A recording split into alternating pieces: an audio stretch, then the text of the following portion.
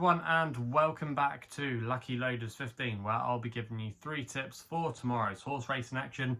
But before we get into them, let's quickly just reflect on how our tips have performed today. I have to say it's been a disappointing day so far.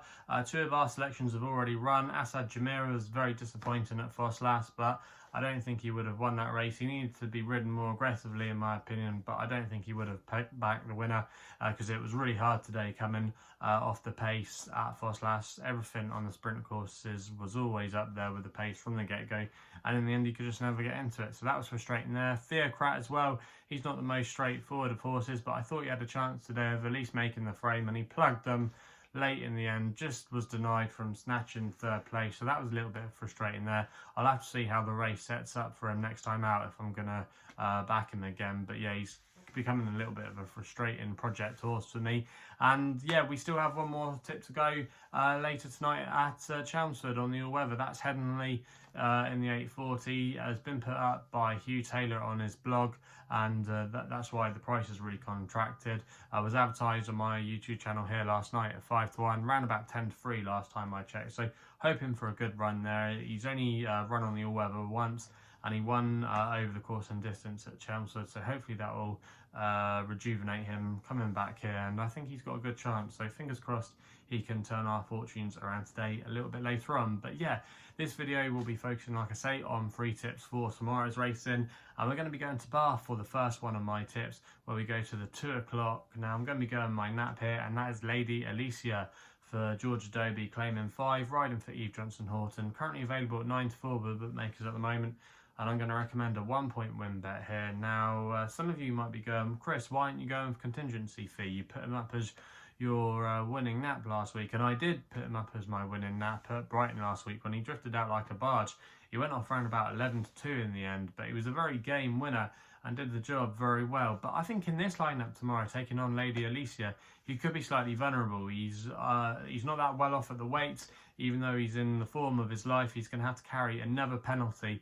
And also as well, he's not proven himself at the track where Lady Elysia has done. She's a course specialist, 3 times course winner, won over this course and distance twice. So we know it's her best track, and she's really well treated at the weights. And her last run at Bath was a good effort behind an improver of Sir Mark Prescott's, who was a 3-year-old getting all the weight allowances that day, and then went on to run a really good race in a warm handicap at Haydock next time out. So that form reads quite well in the context of this race, and I think Lady Elysia will take all the beating. I really do.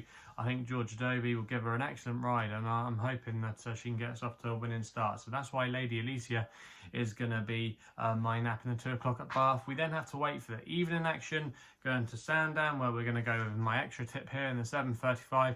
I'm going to be going with a horse called Enigmatic for Harry Burns, claiming 5, riding for Joseph Parr. Now this horse is coming back to a little bit of form. He was really unlucky when last seen at Nottingham when he finished in 5th place. He was making his challenge down the inside rail, but he got badly interfered with, and that just knocked his momentum. But he wasn't beaten that far. He ran better than the bare result, and he was running into some improving 3-year-olds that day. So I expect him to appreciate the drop tomorrow into some calmer waters, and I think he's got a really good chance in this lineup. It's in a Class 4 contest, and the conditions shouldn't be a problem for him. And he started to show on his last few runs that he is coming into a little bit of form. He's currently available at 10-3 with bookmakers, which I don't think is a bad price. He's a horse that's normally ridden prominently. If he can keep out of trouble, I think he'll go very close. And yeah, I think there's a little bit of value to be had in his current price. So that's why I'm going with Enigmatic in the 7:35 at Sandown. We then go to the 8:10 at Sandown, where I'm going with a horse here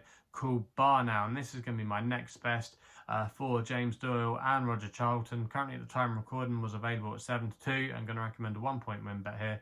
Now I was really impressed by the way this horse was able to win a tactical race at Ripon last time out. Don't think it would have been his ideal track. It's not that straightforward course for many horses, but he did the job well.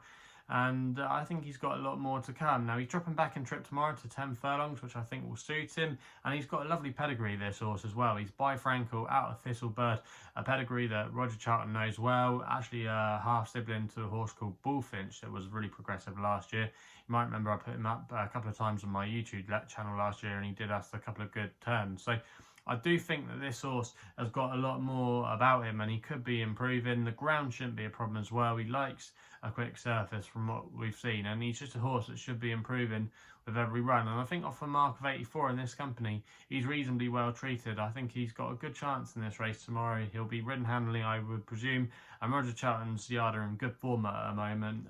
Before today, they're operating at 30% strike rate, and I think Barnow can add to their list of winners at the moment. So yeah, that's why Barnow is going to be my next best in the 8:10 at Sandown.